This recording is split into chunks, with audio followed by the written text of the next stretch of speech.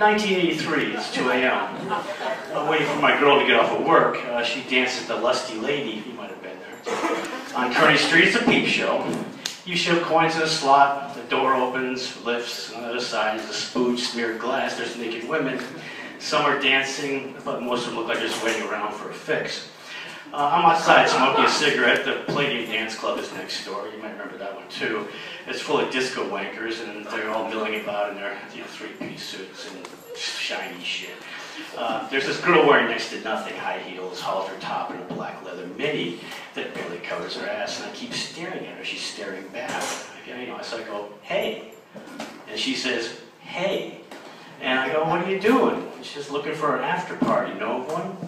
And then I say something cheesy like there's an after party in my pants. And as far as pickup lines, that one sucks pretty bad, but I'm not dealing with a brain trust here, just another girl from Hayward looking for cheap thrills.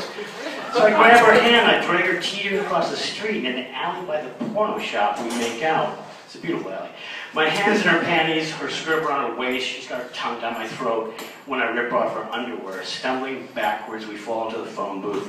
I grab her from behind and shove her face first against the glass because it's kind of romantic. Her skirt, now almost all the way off, I pry my studded belt apart, I rip open my jeans, I shove myself deep inside her, pulling her ass towards me with both hands. I'm bumping into her, about to come, when there's a knock on the phone booth. I look up.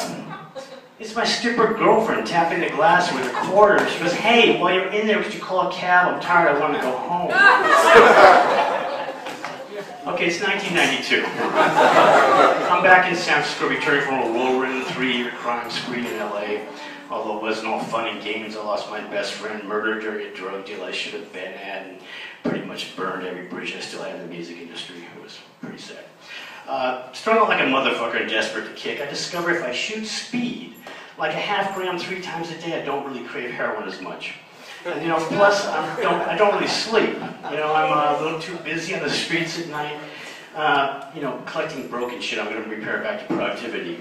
My living room's full of machines and engines and amplifiers in different states of disrepair. Some are dissected and parts strewn across the floor like fucking crazy. Others are carefully deconstructed. Each dismantled piece is labeled and the bolts and screws are safely stored away. Because, this is my speed freak empire. Other tweakers stare in awe at the ever-growing pile of my many projects. Yet, unfortunately, herein lies the problem. When you do speed, you tend to hang out with speed freaks. And needless to say, they're a bunch of whack jobs. And if you're not a mechanic like me, then you're probably into sex in a weird way. For the majority of tweakers, sex is the tweaks. Hours and hours of it, sometimes with other people, sometimes with bits of porn clutched in their sweaty little hands. But wherever it wasn't what you would call bland or normal what passed for sex in your parents' day. Usually with some sort of fetish, bondage, contortion, humiliation. Half the time there's a uniform involved, more likely there's some kind of lube in an object for shoving in holes. Okay, so Zoe's a friend of mine. I've known her from way back. She's been geezing meth for years, and because she's got a pretty good perv thing going on.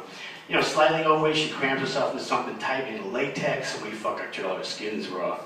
One of us tied up, the other slathering on the KY jelly, strap-ons, nipple cramps, handcuffs, piss on my face, you filthy bitch. One night, lying in bed, Zoe stared at this giant metal hook I've screwed in the ceiling of my loft. She looks up there and she goes, hang me upside down from that, she yells, pointing at the hunk. And I'm like, and do what? She goes, and beat me.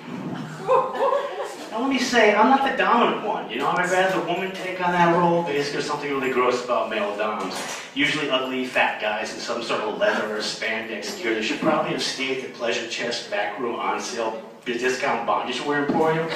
On the other hand, for the most part, dominatrix are hot. Who doesn't like a woman in a latex pusher bra? So when Zoe starts yammering about how she wants me to hang upside down and beat on her, I'm just not that thrilled. And usually when there's some degenerate sex act to perform, I have a wooden sticking straight up hard as steel, but I look down on my dick's just sort of docile.